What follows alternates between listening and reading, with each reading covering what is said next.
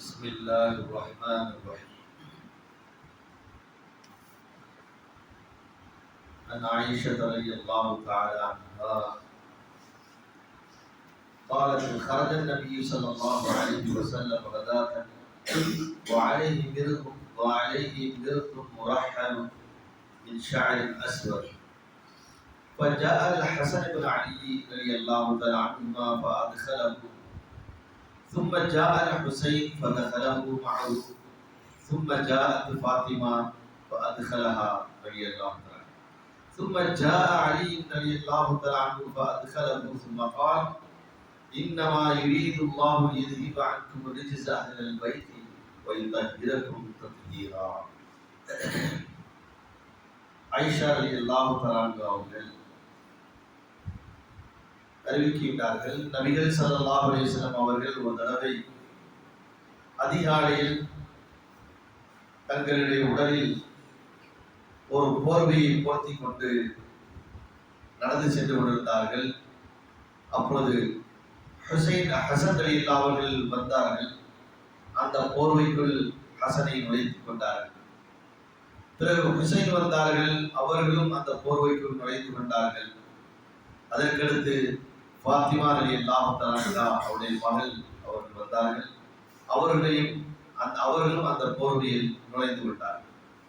அதற்கடுத்து அவருடைய மருமகனும் அவருடைய பெரிய தந்தையுடைய மகனுமான அலி ரலியல்லாஹு தஆலா அவர்கள் வந்தார்கள்.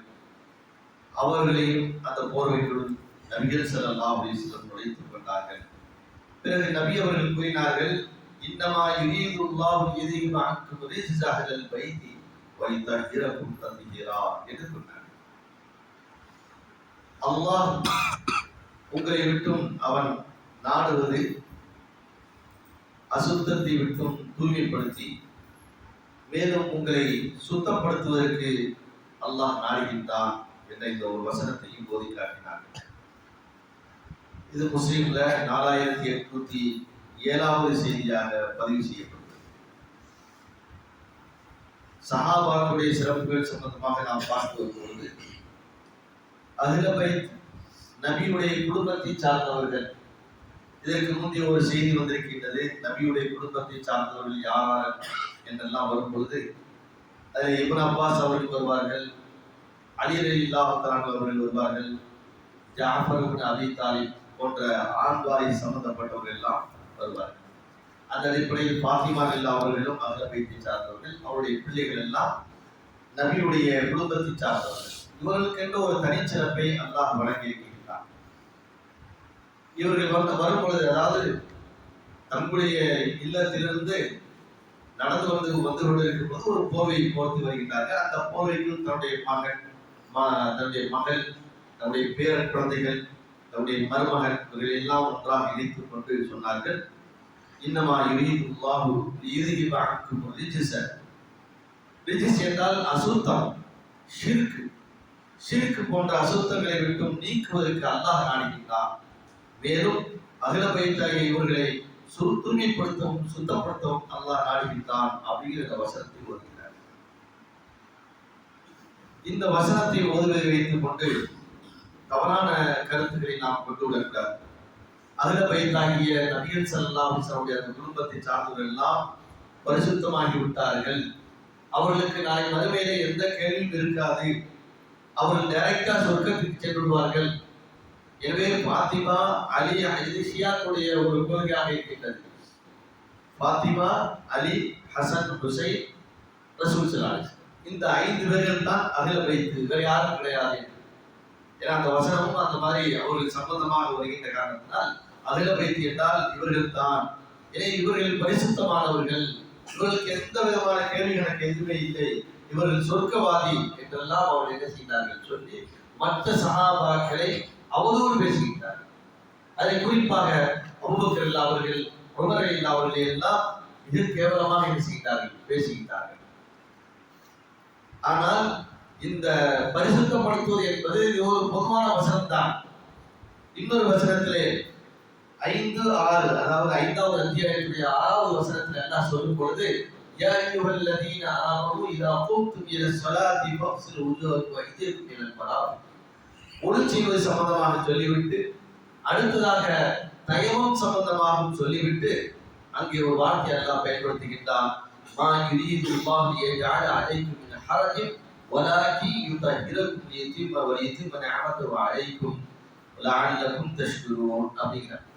அப்ப எந்த மூமின்கள், யார் ஒரு மூமின், ஒரு முஸ்லிம் ஒளி செய்து தொழுகையை சரியாக செய்கின்றார்களோ அல்லது தண்ணீர் கிடைக்காத நேரத்தில் தயமம் செய்து தொழுகின்றார்களோ அவர்களை பற்றி சொல்லும் பொழுது இதன் மூலியமாக அல்லாஹ்வுடைய நோக்கம் உங்களை சிரமப்படுத்துவதல்ல. இதன் மூலியமாக அல்லாஹ்வுடைய நோக்கம் என்னல்ல, சிரமப்படுத்துவது கிடையாது, உங்களை தூய்மைப்படுத்துவதற்காக வேண்டித்தான் அல்லாஹ்வுடைய நாட்டம். எனவே அல்லாஹ்விடத்தில் நீங்கள் நன்றியுள்ள மக்களாக ஆக வேண்டும் என்பதற்காக வேண்டித்தான் இப்படிப்பட்ட சட்டங்களை நாம் விதித்திருக்கின்றோம் அப்படின்னு அந்த வசனம் சொல்லுகிறது. அங்கேயும் இதே வார்த்தையை தான் அல்லாஹ் பயன்படுத்துகின்றான். வலாகின் யுரீது லியதஹிரக்கும், உங்களை தூய்மைப்படுத்துவதற்கு. அப்ப தூய்மைப்படுத்துவது என்று சொன்னா அல்லாஹ்வுடைய நாட்டம். யாரை அல்லாஹ் தூய்மைப்படுத்த வேண்டும் நாடுகின்றானோ அவர்களை அல்லாஹ் தூய்மைப்படுத்தும். அது அகில பைத்தில் உள்ளவர்களாக இருந்தாலும் சரி அல்லது நம்மை போன்ற சாதாரண மக்களாக இருந்தாலும் சரி, அவர்கள் அனைவருமே யார் அல்லாஹ்வுடைய கட்டளைகளை, நபிகள் ஸல்லல்லாஹு அலைஹி வஸல்லம் அவருடைய அந்த வழிமுறைகளை பின்பற்றி சரியாக யார் நடந்து செல்கிறார்களோ அவர்கள் அனைவரையும் அல்லாஹ் என்ன செய்வான், தூய்மைப்படுத்துவான் அப்படின்னு அது வருங்கால வார்த்தையை பயன்படுத்துகிறார். எந்த இடத்துல இன்னமா யுரீதுல்லாஹு லியதஹிரக்கும், அவர்களை தூய்மைப்படுத்துவதற்கு. அப்ப சரியாக நடந்தால் அவர்களே ஏனென்றால் நபிகள் ஸல்லல்லாஹு அலைஹி வஸல்லம் தன்னுடைய மகள் பாத்திமாவை பார்த்து சொன்னார்கள், எனது அருமை மகளே, இந்த உலகத்தில் உனக்கு ஏதாவது தேவை இருந்தால் கேளு, என்னால் முடிந்த அளவிற்கு உனக்கு நான் நிறைவேற்றுகின்றேன், உன் தேவைகளை நான் நிறைவு செய்கின்றேன்.